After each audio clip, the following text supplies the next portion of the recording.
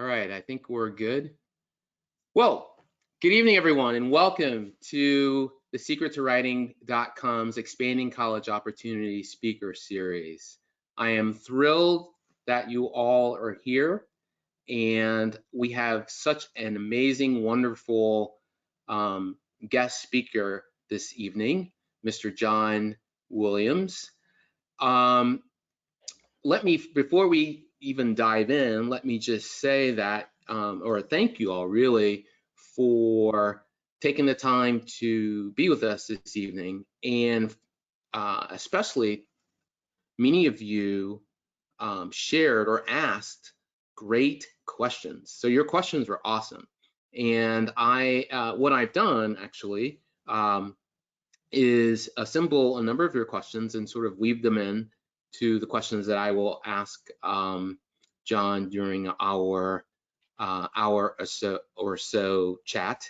He may give us a little bit more of his time, but we'll see how that plays out on the tail end.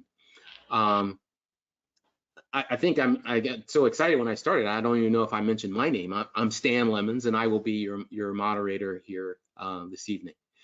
So with that being said, I know that we still have a number of people that are that haven't signed on yet, but in the interest of time, I would like to just go ahead and get started. And so hopefully you all had an opportunity to read John's bio. That's posted on the secretToWriting.com's website. If you haven't, I encourage you to do so, but it is certainly an impressive bio. And I won't take up too much time just kind of, going through it. But when you look at, his background, from his educational background and his having attended Amherst, which is also a college that I went to, and then later Harvard Law School, Harvard Business School, and his involvement in the educational world, you can see an impressive educational background, along with a real stellar career. But enough. I will turn the mic over to John and let him introduce himself in the way that he would like to. And so, John, I turn to you. I want to thank you for being with us. I welcome you to our program. And my first question for you this evening is if you could just please take 3 to 5 minutes or so and just introduce yourself however you like. And if you wouldn't mind sharing maybe your fondest memory of your days when you were back in college. And I won't date you as to when that was, but a memory that really stands out.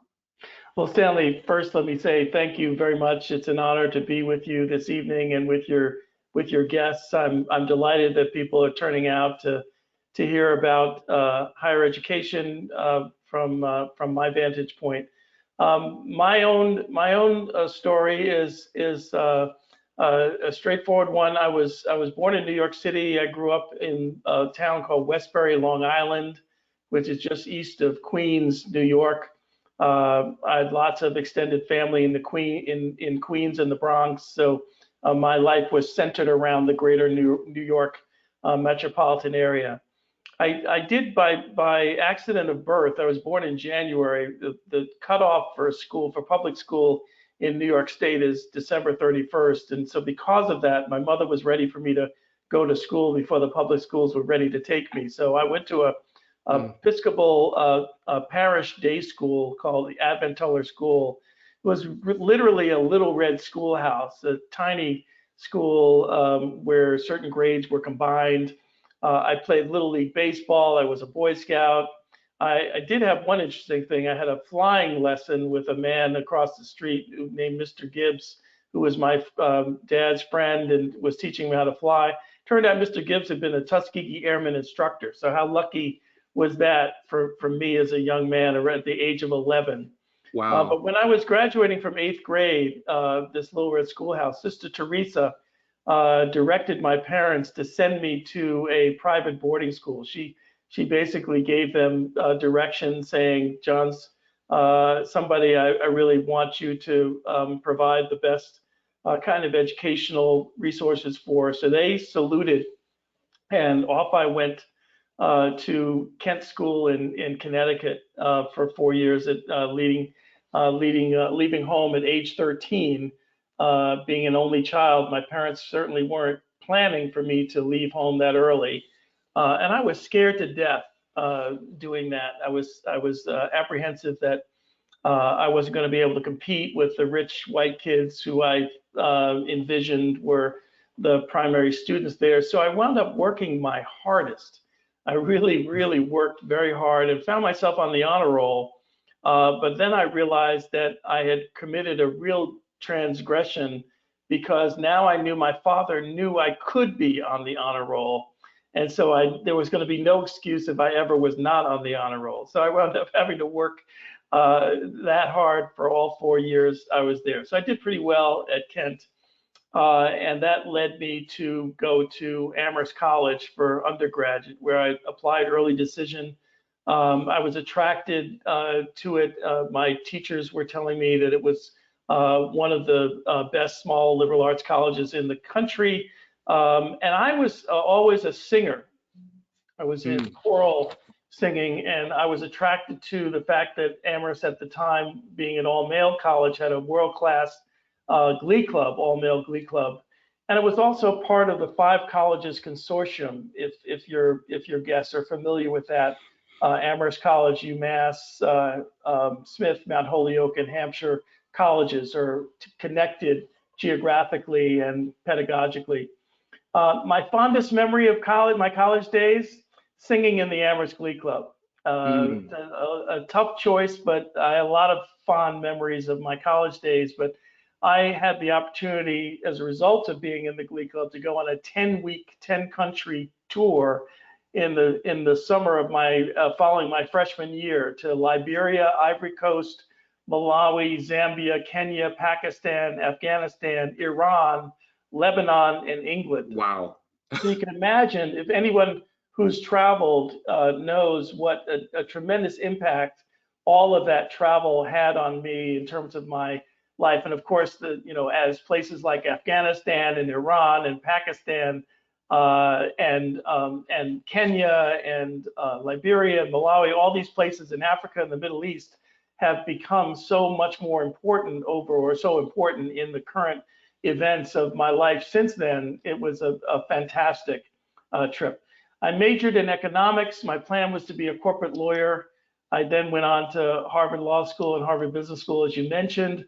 I loved law school, but didn't enjoy the practice of law, so I switched to a business career.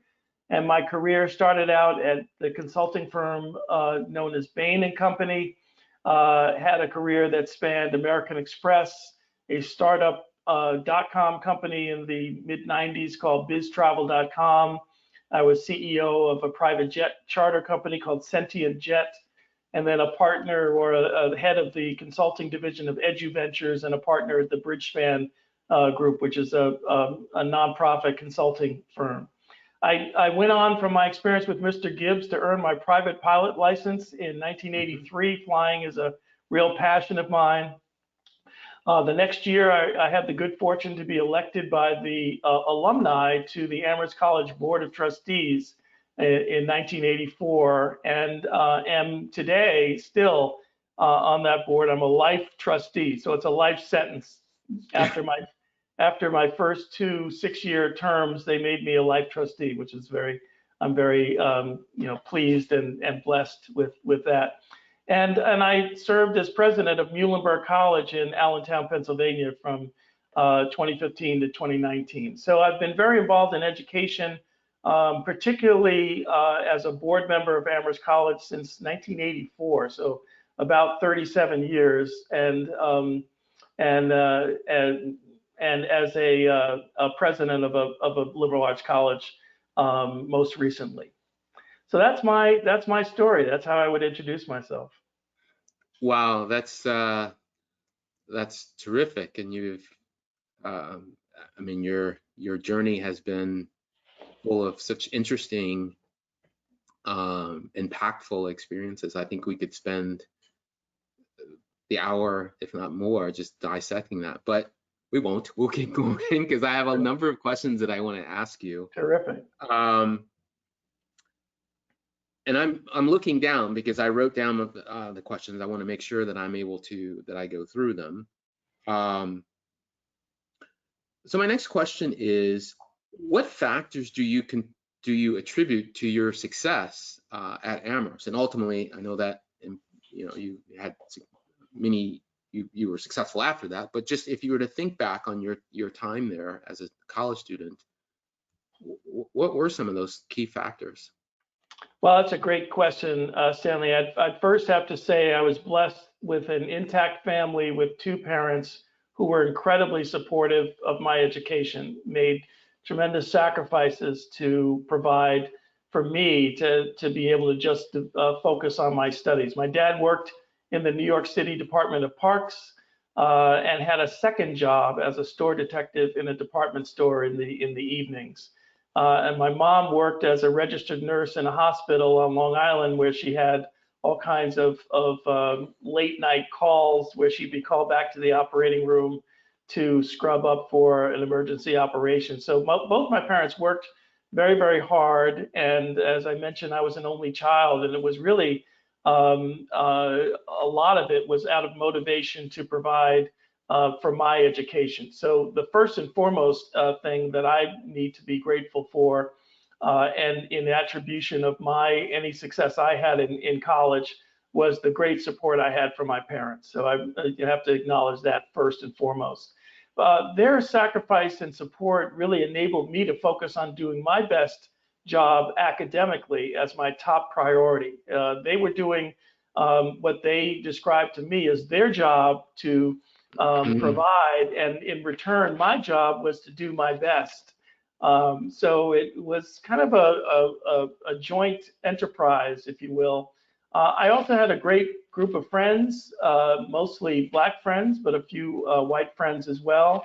And music for me was a great sustainer, great spiritual sustainer. I mentioned the Glee Club already. I was also the drummer and a lead vocalist in a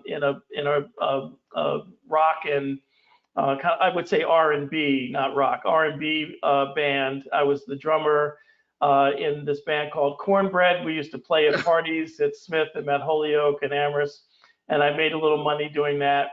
But also, I was introduced to jazz music at Amherst, and jazz really represented a wonderful refuge for me from some of the issues that you deal with going through adolescence and young adulthood during your college years. So those would be the things I would attribute.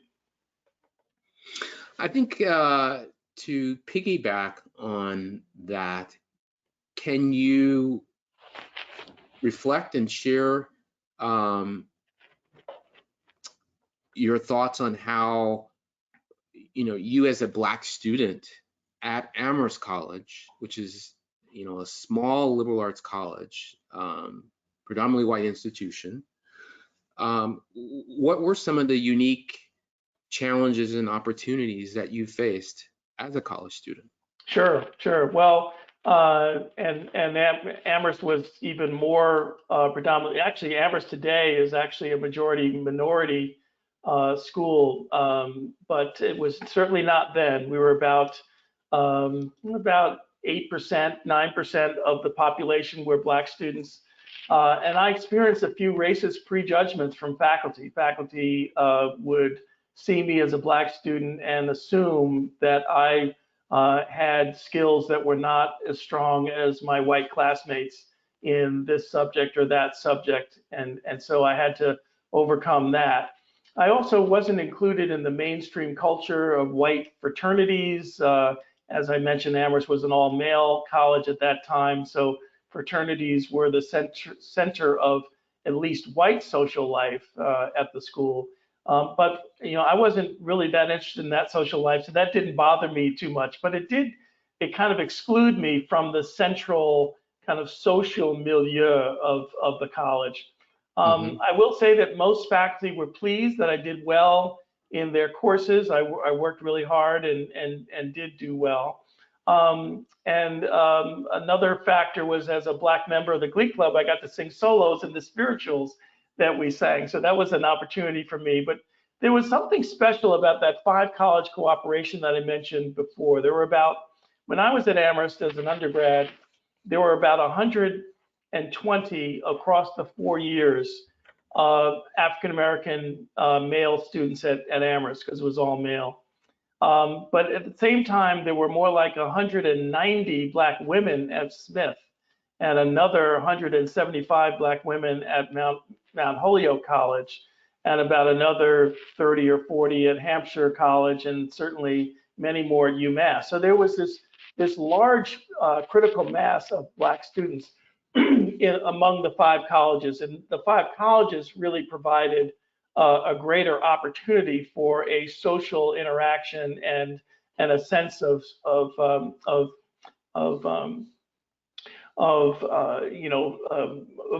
belonging to a broader community that felt more like home. So the 5-college dimension that attracted me to Amherst initially was something I wasn't thinking in terms of race, but it really did play out while I was there as a major source of support for Black students at Amherst and for the Black students at the other 4 colleges as well. Mm-hmm. You know, it's interesting as you talk. I feel like sort of this you're striking a chord, and I would imagine that this might be the case for at least some, if not most, of the participants. And that chord is, as you talk about, being in this environment, predominantly white environment, and maybe, and coming in, not necessarily, I'm my words, fitting in right off the bat, right? The presumptions that some professors might have had about you, and then ultimately your ability to find a sense of place, and that seems to that happened at Amherst. You have the support of the camaraderie, I imagine, from the Glee Club and the social outlet through the 5 colleges. But a lot of the issues that you face then are the same issues and topics that students talk about today. That's absolutely correct. Yeah. Yeah. But what's really cool about it all is I can look at you and your career and your successes and say, wow, he has done all these amazing things, and yet he had these experiences very similar to my own. So my question, with all that said, my question to you is this. What do you attribute to your success, not just, at Amherst, but at Harvard Law School, Harvard Business School, and the list goes on. Well, I would say that I got a lot of strong advice from my dad. He didn't use these words precisely, but the message was, keep your eyes on the prize. You're not going to these schools to be all warm and fuzzy and remake your home there. You're going there to get a fantastic education. So make sure you go there, focus on that. Have some, find some friends. You're going to find some friends to be supportive with and support and be supported by. Make connections, which I did while I was there. But keep your eye on the prize. And so again, I had this rock steady support from my parents throughout, which I can't emphasize more. I also would point out that I had excellent study skills, and I got those at Kent School, where I went when I was 13 years old. I had a teacher named William H. Armstrong, who passed away about 10 years ago, who wrote the book Sounder. Many people in your audience may be familiar with that book or that movie that was made from the book. But he also wrote another book. And the name of that book was Study is Hard Work. And that name of the book is indicative of his kind of attitude. He took no prisoners. He did not brook any kind of resistance or any kind of whining. His approach in this book for studying is what's called SQ3R, and that stands for skim, question, read, recite, review. So when you have a homework assignment, his teaching in his book is you will have done that study properly if first you skim the material. Let's say it's a 30-page reading assignment in a history book or whatever it is. Skim it, write down the key questions that you need to be learning to be answering for yourself in your study. Read the material, having skimmed and written to your questions. Underline as you read the key paragraphs, the key sections. Then go back and recite those underlined sections, and then finally go back and review everything you've already done. And only after you've done all of that will you have properly studied. Now, I won't tell you that I did every single time all of those things, but he raised the bar for me of what really study is. Study is, as my dad used to say, it's like, it's like any other job. If it's worth doing, it's worth doing well. And yes, he laid the bar as, don't kid yourself. Just read it, just thinking that if you read the 30 pages, you're good. No, you skim, question, read, recite, review, and only then will you have truly studied. So I had a great foundation of study habits. I chose Amherst because it was quite similar to Kent School, so I felt comfortable there. Small campus where you weren't just a number, small classes where you were taught by tenured faculty and not graduate student teaching assistants. And it really was law school and business school that really challenged my study skills. I didn't work as hard as I worked at Kent until I got to Harvard Law School and Harvard Business School. So I really learned some fundamental advantages in my study habits and study skills that I got at Kent.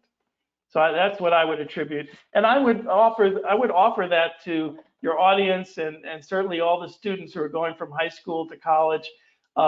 Certainly the science, math, and science courses in college are an order of magnitude level of difficulty greater than anything you encounter in high school, unless you're in the super advanced placement levels of calculus and science. And just really don't underestimate the challenge of the academics of your work in college, and remember that that's your top priority as a student.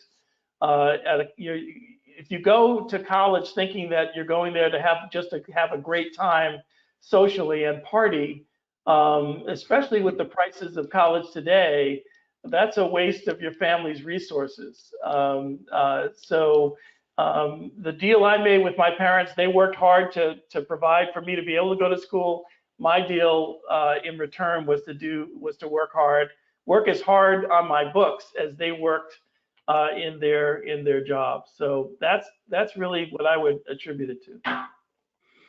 I love that for two reasons. One, it sounded like you really had some keep it real kind of conversations on the home front, John. And secondly, part of the work that I do is helping students with study skills, and that's right. And it is, sometimes I feel like the parents and the students they underestimate. Maybe the parents don't underestimate it, but the bottom line is really, honing those study skills, when you're in middle school and as you move through high school is crucial to your success. And it plays a role in your performance in high school. It plays a role in the college. It plays a huge role in the college admissions process. That's right. And tied to that, I look at grades and your performance in the classroom as a sort of the ticket to more money.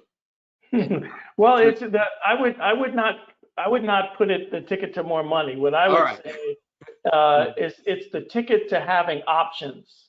Yes. The objective at on graduation day of every one of these institutions is you want to have he or she who ends with the best options wins. right? You don't always have to take the Goldman Sachs, managing director job, which is going to, pay millions of dollars if that's going to be spiritually empty for you and you are called to a different alternative. But what you want to have is the options that play to your strengths and your passions. And so that's how I've always played it, is do your best so that you wind up having the best set of options you can possibly provide for yourself. And one of those options might be the most remunerative, highest paying option, but that may not be the option you ultimately choose. Mm-hmm. Excellent. So I want to shift gears a little bit and sort of talk about students, that are in high school and they're either, regardless of their grade, but they're in high school and they're thinking about college. And actually, I have a question here that comes from Judith in Chicago. And Judith asks, how can parents and students determine if the culture of a particular school is right for that student? Well, Judith, that's a fantastic question. So my hats off to you for that insightful question. I would say a few things. First, if possible, visit the college. That's been tough in this past year due to COVID. A lot of visitations have been forbidden on college campuses. But in general, when we're not in a pandemic, visiting the college is a key dimension of sizing up the culture. There's something about a 17, 18, 19-year-old student, a high school senior, high school junior, who when they get on a college campus, it takes them all of about 20 minutes there's a certain radar that you have where you can size up the culture of the college. But in all seriousness, I would encourage you to figure out for the colleges that you're most interested in, visit them more than once. Visit them maybe 2 or even 3 times. Sometimes colleges have, I know Amherst, where Stanley and I went, has an aggressive program where they'll actually fly students of color in to come visit for a day, and so that's terrific. Have lunch in the dining hall when you visit. There's nothing more common to all of us, no matter what race or gender or any condition. We all eat at least 2 meals a day, if not 3 meals a day. So have lunch in the dining hall. Sit at a table of other Black students, who are there, and ask them. They're more than happy to talk to prospective students who are coming in the next year or 2 years later. Ask them how comfortable they feel there. Once you're accepted, but before you commit, so usually acceptances, if you're applying regular decision, acceptances are at the beginning of April, and the day you need to commit to your chosen college is it's May 1st. So during the month of April, ask the admissions department if there are recent Black alumni and parents of current recent Black students with whom you can talk on the phone or via Zoom. How can you connect with people during that key month of April of your senior year, if you applied regular decision, when you're ideally choosing between those 2 top choices on your list of colleges, and you really want to get a sense of what kind of place it is really. The more people you talk to, the more sense of that you can get. Excellent. That's great advice. All right. How would you advise a Black student who is trying to choose between an HBCU or a predominantly white institution? Let's see. There are lots of different kinds of colleges, and I'm not sure I would think categorically about HBCUs versus predominantly white institutions as a broad brush, but specifically about each college and how well a particular college will help you realize your goals. So an Yes. HBCU can be a fantastic choice, a fantastic choice. Some of our most accomplished Black men and women have attended HBCUs. So there's absolutely no issues with choosing an HBCU. But you don't want to choose an HBCU just because it's an HBCU. Choose it because it's the best college for you. So in the end, choose the college that meets your needs the best, including your financial needs, where the academic and extracurricular programs best support your life path. I mentioned for me the Amherst Glee Club, which at the time was a world-renowned, one of the top 2 or 3 glee clubs, and choral singing has always, since I was a little boy, been an important dimension of my life. So for me, that was an important dimension. But for someone else for whom that's irrelevant, who wants to play Division I, football, Amherst would not have that kind of needed resource. So if your goal is to become a doctor, for example, give priority to those colleges that have a strong track record in sending graduates on to medical school. And so if you're looking at HBCUs and predominantly white institutions, make sure that whichever ones you're choosing, if you're looking to go to law school or medical school or whatever, has a good track record for sending their students in that chosen path that you're trying to pursue. Do not choose a college based primarily on the social scene. Social life is important, certainly, but your chief, my speech, if you have my theme, if you haven't heard it, if you haven't gotten it yet, it's coming through, John. Your chief priority in college is preparing yourself for your life path as a member of society and as a productive participant in the knowledge economy. And that's really about doing extremely well as you possibly can academically. There are other dimensions to college life as well, but for me, that's the top priority. That's what you should be prioritizing. Got it.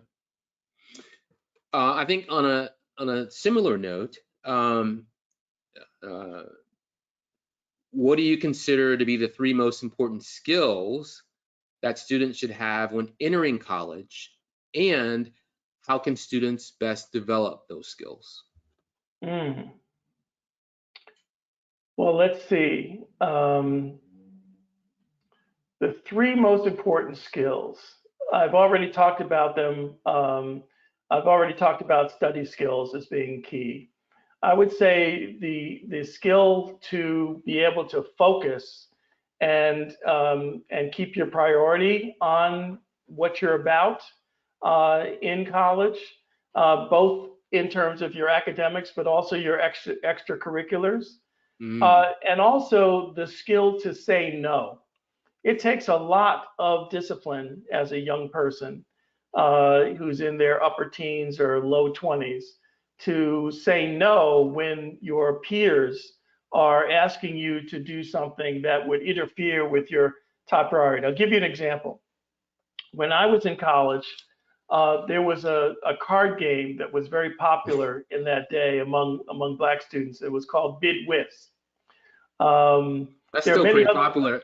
It's still popular, John. Still popular. Okay, glad to hear it. Yeah. So I will tell you, and this is how much of a geek I am.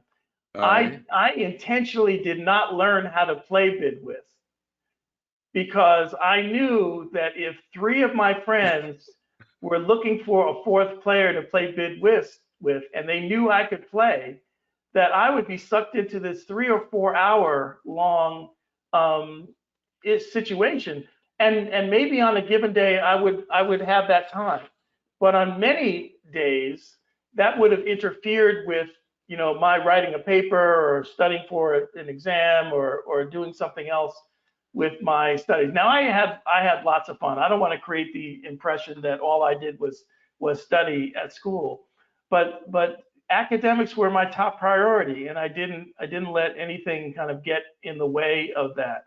And so, I never learned how to. I still to this day don't know how to play Bid Whist. Oh, all right. The people play dominoes, a lot of dominoes back then, or no. Bid Whist and poker, I think, were the big card games. All right. Okay.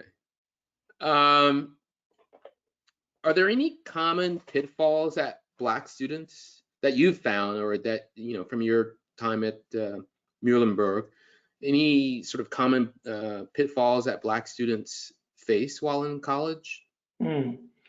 Well, I think there are pitfalls that all college students will face, and so it's not limited to Black students, but the one pitfall that I would advise students against is the pitfall of hanging out and befriending only other students who are just like you. Mm, I'll give you an example. When my youngest daughter, I have three adult children. When my youngest went away to college, and my wife and I were dropping her off for freshman orientation, I pulled her aside and I said, "Sweetheart, let me tell you something. You're going to be under tremendous pressure by other Black students here at this college to hang out and only hang out with Black students, and to make all your friends Black students." I said, this is just a prediction. It may turn out to not be the case. My advice to you, my strong advice to you, is to be open. Certainly, be open and embracing of the love and support of your fellow Black students, but not to close off all other students as kind of some kind of oath of loyalty to the race, to not have any other friends. And um, I kind of left it at that. She heard me, and but she did almost what many freshmen will do. Yeah, yeah, sure, sure. And it felt like it went in one ear and out the other. But 2 years later, during junior year, we were there for Parents Weekend or some reason to come visit, and my daughter pulled me aside, and okay. she said, Dad, you remember that speech you gave me freshman year when I was just starting here? Well, that's exactly what happened. That's exactly what happened, and I now am starting my junior year, have felt that I've been too constraining of my relationships with other with other students on campus. And so I'm going to intentionally broaden out, not to not be friends with my Black friends because they're there, and those will be lifetime. In fact, some of her friends are, I'm friendly with a lot of her friends. They're such beautiful, wonderful young people. But she opened herself up to other folks, and that's exactly what the white students do as well. They tend to be more cloistered. There was, when I was president of the college, I was talking to different groups on campus, and one was a sorority of about 25 mostly white young women, and I said to them, tell me what you get from, what's the benefit, the key benefit that you get by being a member of this sorority. And they said, well, it's kind of like a home, a haven where we can kind of, be supportive of one another, and kind of not be. So now this is a school of some 2,200 students, and my question is, how small does a school have to be before you cease needing a smaller group to feel comfortable, and not have to be hyper vigilant of people attacking you? And the answer is, at that age, this is a frequent issue of kind of retreating into a small tight group of people who you perceive to be as close to you as possible. And after all, human beings are tribal, right? Going back to caveman days, we always had to be worried about the other, because the other could attack us and take our food and kill us, etc. So you had to be always on your guard for people who were not part of your tribe, right? So Hmm. this tribal instinct is a very natural one, but college is an opportunity. And if you can't do it on a college campus, if you can't make bridges to cultures that are different from your own, in addition to having your comfort zone of your own Mm-hmm. culture. I'm not suggesting putting that to the side. I'm suggesting having that and also venturing forth, dipping your toe in the water of cultures that are different from yours. So I say that to white students, and I say it to black students, Latinx students, I say it to all students. Find as many other students on this campus who are unlike you, and go out of your way to try to make friends and build bridges with them. And it'll be a wonderful education for you for future life, because in your later career, you're going to be working with people who are very Mm-hmm. much unlike you. And if it's the first time you've ever had lunch with a white person, or the first time they've ever had any meaningful engagement with a black person, it's not going to go very well. So the biggest fall trap that I find students falling into is only hanging out and being around, choosing to be around students who are as most like them as possible, from their same hometown or towns just like them that they played in high school if they were in a sport, that they perceive to be just like them. Terrific. And you touched on, I was about to ask you the question about, you gave your daughter this wonderful advice, and it seems like you perhaps shared similar advice to the students when you were president of the college. Mm-hmm.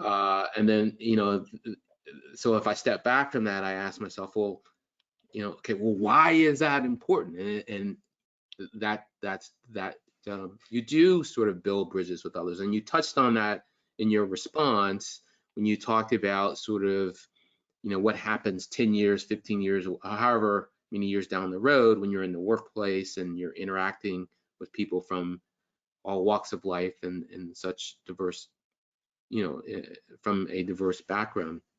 Is there anything? So I think you answered the why, but before I go on with my next question, I mean, is there anything else that you would add to that in terms of? Well, I'll give you an example. I'll give you an example of how that can be important. So later in my life, when I got out of graduate school, law school and business school, I mentioned that I took a position as a consultant, strategy consultant at Bain and Company, a strategy consulting firm. And in my, I would say, 18th month there, I found myself making a presentation to the CEO of a major automobile industry executive, a major company that all of your audience would recognize the name. And I was proposing in my presentation a $1.5 billion investment at the time. At a time back in the 80s, early 80s, when interest rates were 20 and 22%. I don't know how many people in your audience will remember those days, but there was very high inflation. It was under President Carter. So to make an investment of that amount of automobile parts inventory to improve the service quality of this company in its retail automobile service centers was a major investment. Now, how could I, at the age of tender age of something like 25 or so, have the temerity to stand up in front of a CEO of a Fortune 500 company and recommend that kind of size of investment? Well, a big part of it was because I had gone to very fine academic institutions like Amherst, like Harvard. I've been exposed to some of the smartest fellow classmates in the world, and some of the smartest teachers in the world. So I was not intimidated by anybody intellectually, in part because I had engaged actively with everyone around me, not just the black students, not just the easiest professors or what have you. So part of the reason why I encourage students to build bridges and interact with a different set diverse set of fellow students and faculty is because it's going to steel you for the future. It's going to equip you for the future when you're standing in front of a client or a customer or a boss who, if you didn't have those experiences, you might be less able to understand, less able to read, and be more intimidated by. So it gives you a level of comfort to have that accumulated experience built up over the time that you spent in college or in graduate school. Excellent. You know, you use the word steal or to steal oneself in your response, and that's actually provides an interesting segue to my next question. And it's really not my question. This is there are two questions. They come from the audience. They're related, and I want to share both questions with you and then have you respond. So Wilma from Atlanta asks, how should students of color purpose or steel themselves against racism before entering a predominantly white institution? And then Angela from Columbia, Maryland, and she's a member of Jack and Jill, and it's a special shout out to Jack and Jill here. Yay, Jack and Jill. All three of my kids are Jack and Jill. Oh, all right. Well, they've been terrific with spreading the words about the secretToWriting.com and so on, and this event. But Angela asks, what can or should a Black student do when faced with a microaggression or an overt form of racism while in college?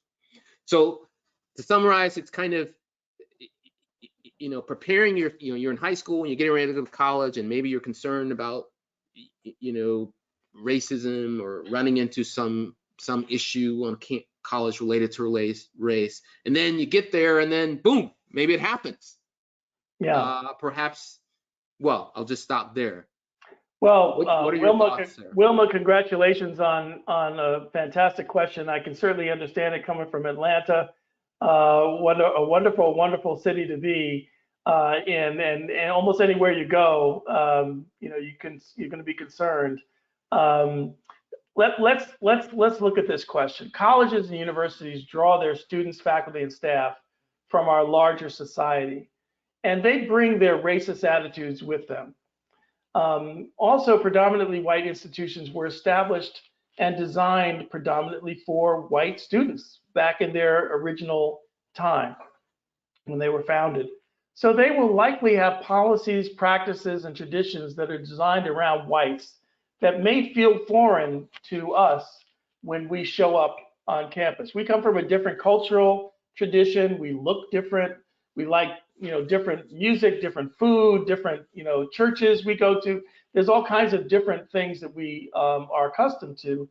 So the environment that was designed predominantly for them may feel foreign to us. While racism is never acceptable, never okay, what I would say is don't expect college to be different from the real world. The real world has racism in it. All of us, including faculty, have implicit bias based in racist prejudgments. I certainly suffered that during my freshman year at Amherst, and I'm sure in all three other years as well. So what are the best ways to deal with that? So first, kind of coming to acknowledge that you're almost inevitably going to be encountering racism of one sort or another, either an individual kind of racism or more of a systemic kind of racism. Best ways to deal with it. First of all, don't expect your predominantly white institution to be some sort of racism-free zone. We're all working, especially after you know, the last few years that we've all gone through as a country. There is a sincere effort, I think, on the part of lots of folks to move our country forward, and in terms of a more multicultural reality. And but we all see on television every day that there are forces against that as well. always do your best academically. Don't get distracted by this kind of stuff. I would also say choose your friends carefully based on common interests. One thing you see from time to time, but you don't see that often, is you don't see this kind of racist stuff going on. You do see it sometimes, but some of the places where I see the least amount of racism is on athletic teams. And why do I think that happens? I'm not giving athletic teams a pass, and there is racism that happens, but a lot of times on an athletic team, particularly a varsity athletic team, everybody's operating under this with the same goal, and your teammates are helping you achieve that goal. And so you heard a lot from the Tampa Bay Buccaneers about this issue, this kind of aspect of their coming together to meet a goal. So that's another reason to spend your time in areas of your common interest, defined by common interest. Mine was choral singing, and I, for 4 years, never had any racist incident or issue happen to me, and I felt just as loved by and loving of my brethren in that activity. Secondly, or additionally, recognize that the racist is the one in the wrong, not you. Don't blame yourself. Don't beat yourself up. Don't say, if only I had, been nicer. If only I had smiled more. If only I had, done this or that. The racist is the one in the wrong. If there's a bias reporting system at your college, not all colleges have it, but most colleges do today. If there's a bias reporting system, it's there for a reason. It's there for a reason. So report any racist incidents you encounter. Also, don't forget, talk to your parents, talk to your advisor, your academic advisor, talk to your resident counselor, talk to your dean of students, your chaplain, your supportive faculty, the ones you feel most supported by, and the friends who are most supportive with you. These are all sources of support that you can draw upon when you encounter any of these types of incidents. And then finally, what I did was enjoy my vacation time back at home, where at home, the word home can refer to lots of different environments.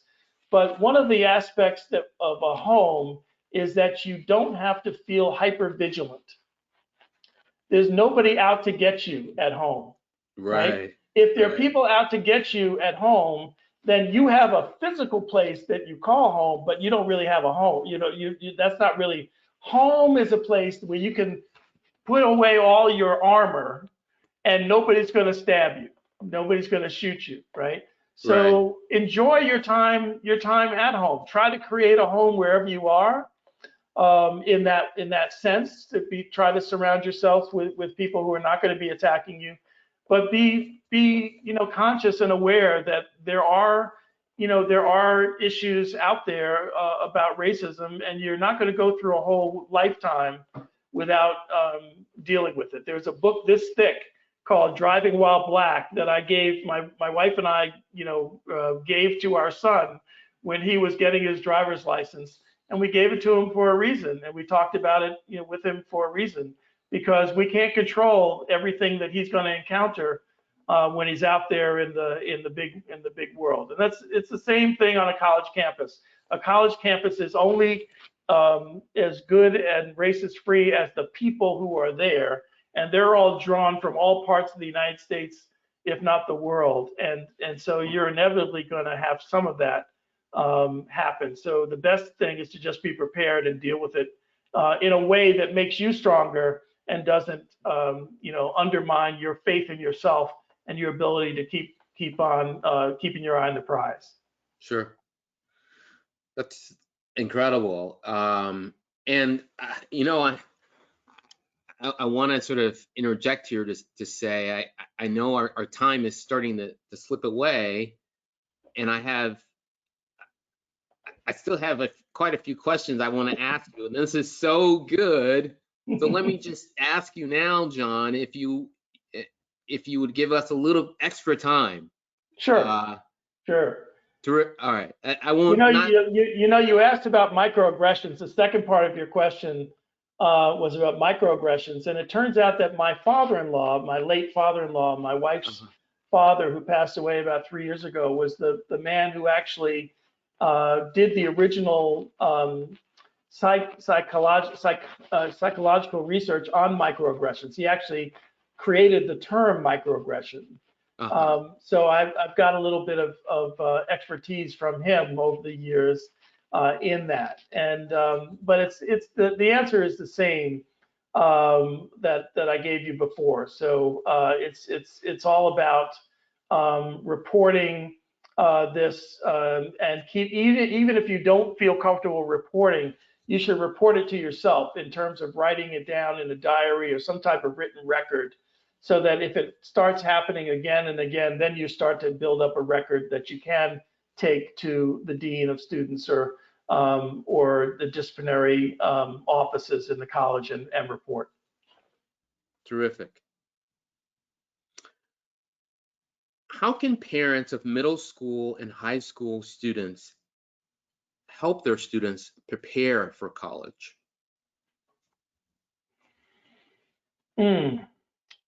Well, I don't know. I hope that some of your parents live in New York City or the 5 boroughs of New York City. But if you do, if your student is entering 5th, 6th, or 7th grade, I would encourage you to consider applying for admissions for them to Prep for Prep. I used to be on the board of this organization in New York City called Prep for Prep, and they do a fantastic job. For their first orientation meeting, prep students are taught the prep motto: excellence, integrity, commitment, and courage. I still remember it. And they just do a fantastic job.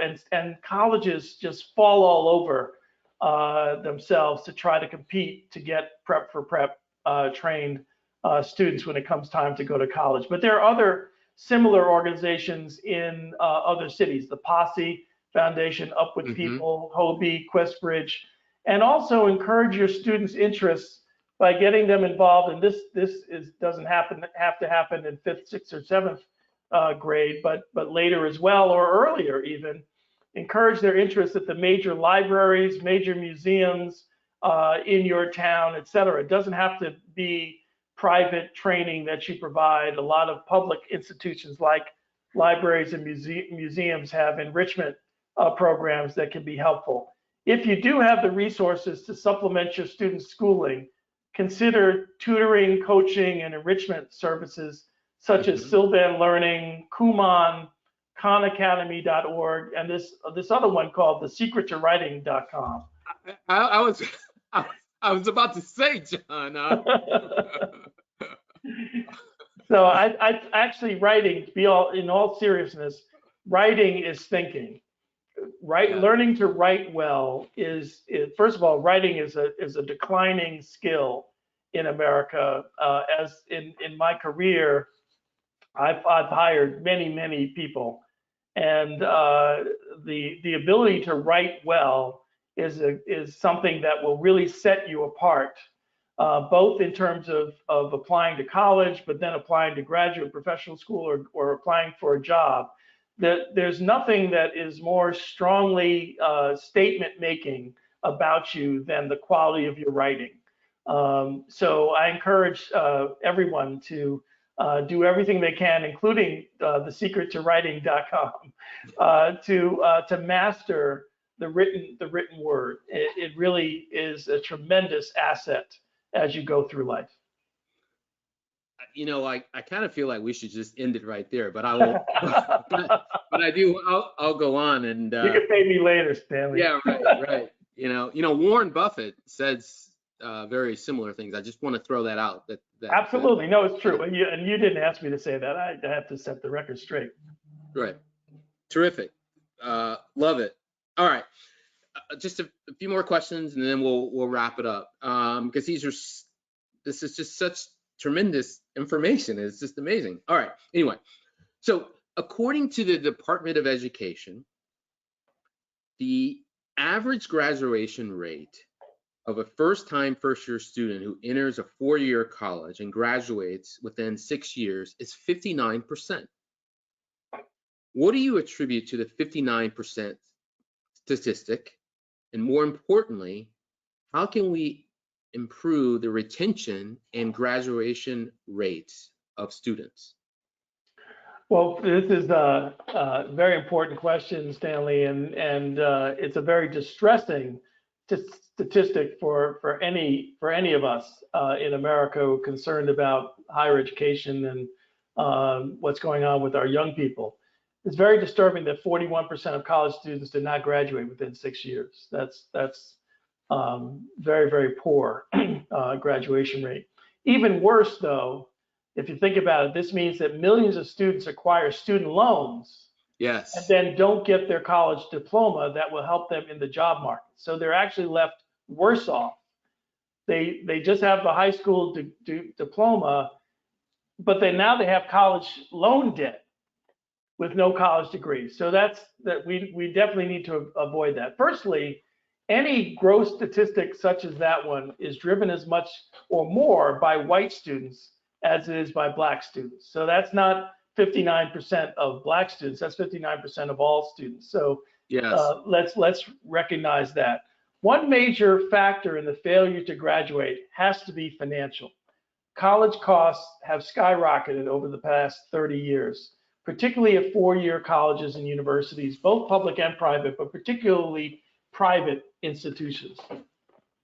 The good news is that the best and the wealthiest colleges and universities have become quite generous with financial aid. So that's a big help for poorer families who have tremendous need.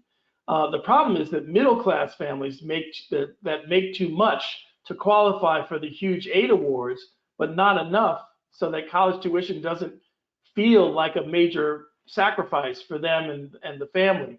That's really the big challenge in the financial realm. Another major factor is health issues, particularly mental health. There's an epidemic of anxiety and depression among high school and college students in America. Some folks in your audience may be very familiar with that in their own families. Unfortunately, many students wind up withdrawing for health-related reasons, including mental health-related reasons, and that's a real challenge for us. A lot of people attribute this to social media. Some attribute it to too much time being spent on screens and not engaged in actual talk with other human beings. I'm not a psychiatrist or sociologist, so I don't know the cause of it, but there certainly is this epidemic. And the third major factor is the level of support students have.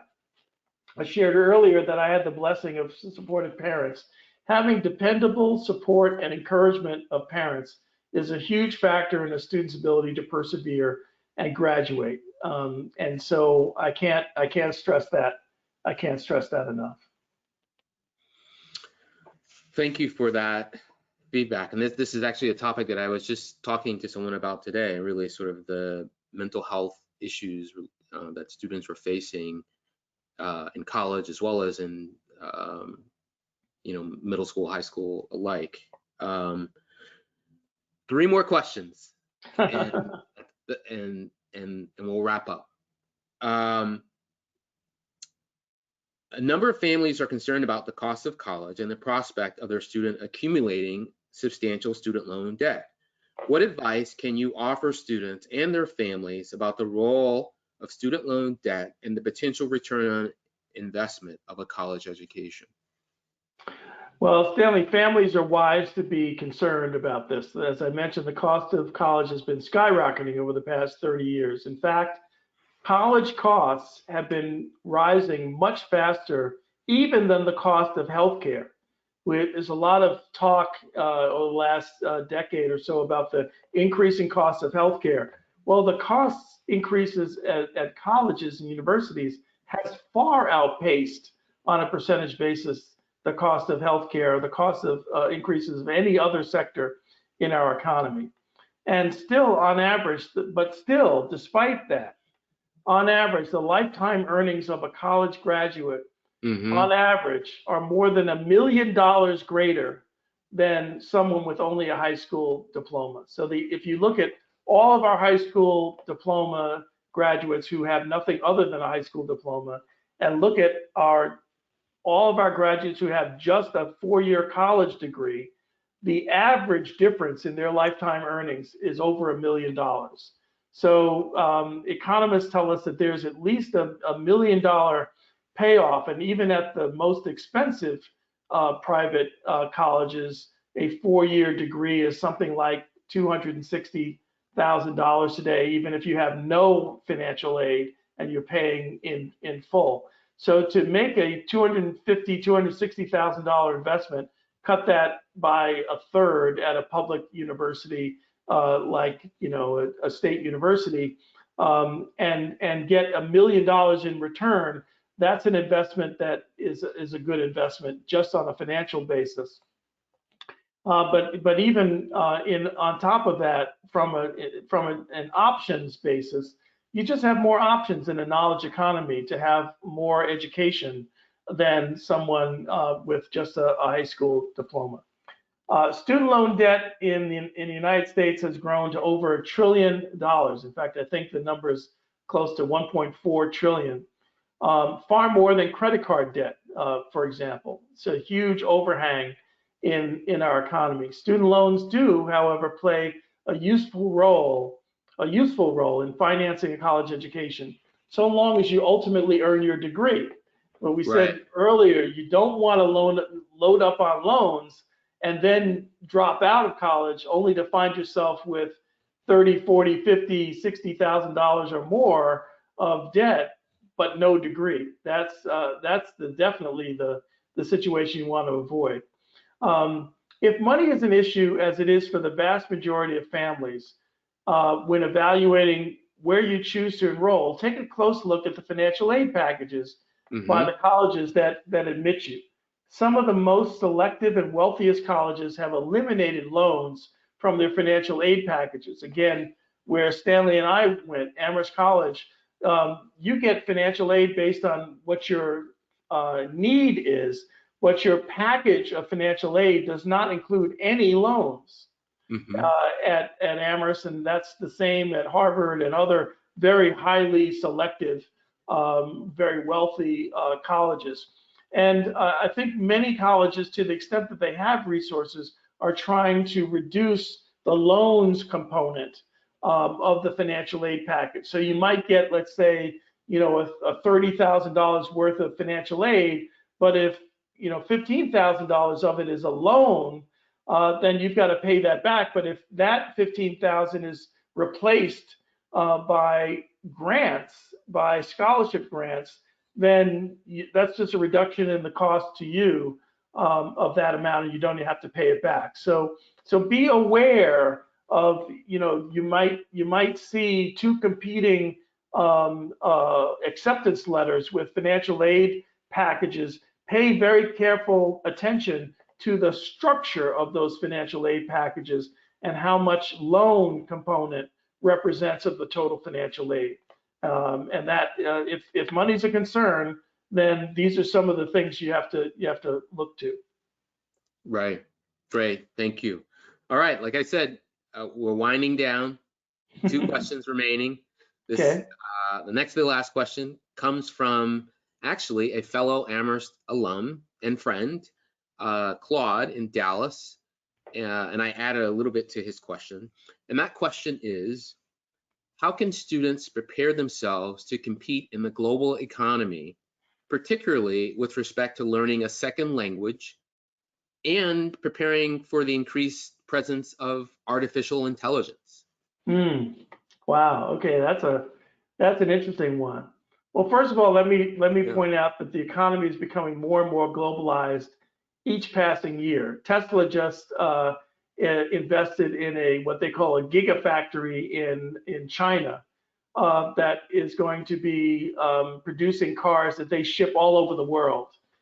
So here you have an American company that's investing in China to produce cars that'll be shipped, electric vehicles that'll be shipped all over the world. So The economy is becoming much more globally interconnected each passing year. The good news for Americans, I used to, when my kids were very young, I used to counsel them to learn Mandarin Chinese, because at that point that we were looking at the Chinese kind of taking over the world. But the good news is for Americans is that the global language has now become English, as many other countries teach their students English along with the language of their own country, unlike the United States, where we don't universally teach a second language across the board.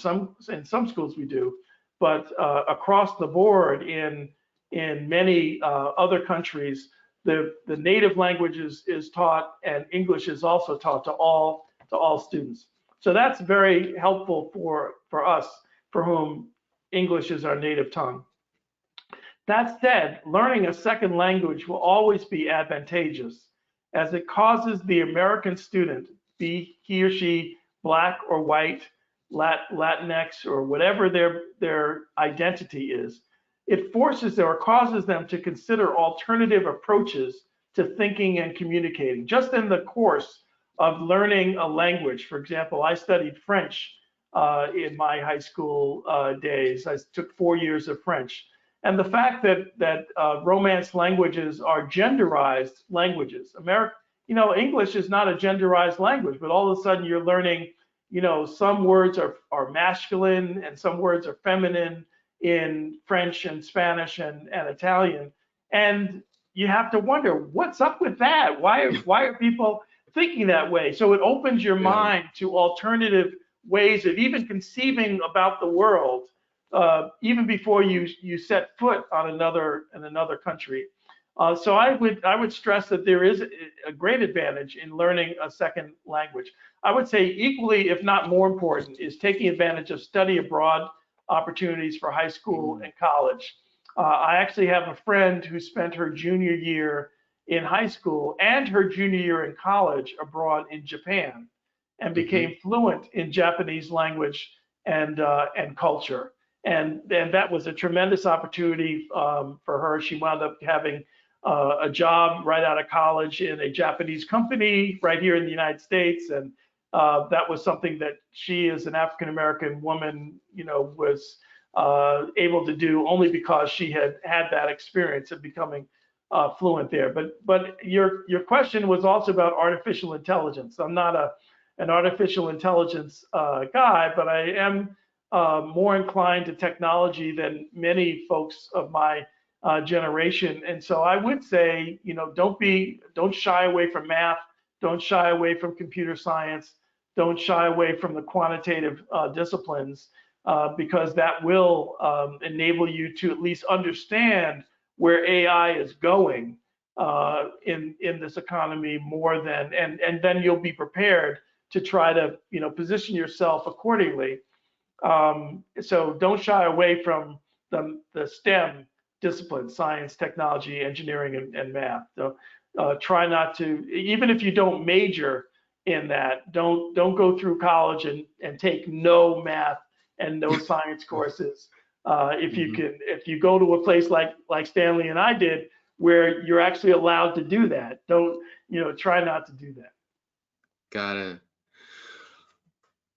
So, John, you've been obviously incredibly generous with your time. And we're out of time, but I have my last question, and it's kind of an open-ended closing kind of question. And that is, to the middle school parents that are on this or participating in this presentation, the high school parents, the college students, all of us, any closing words of advice, wisdom?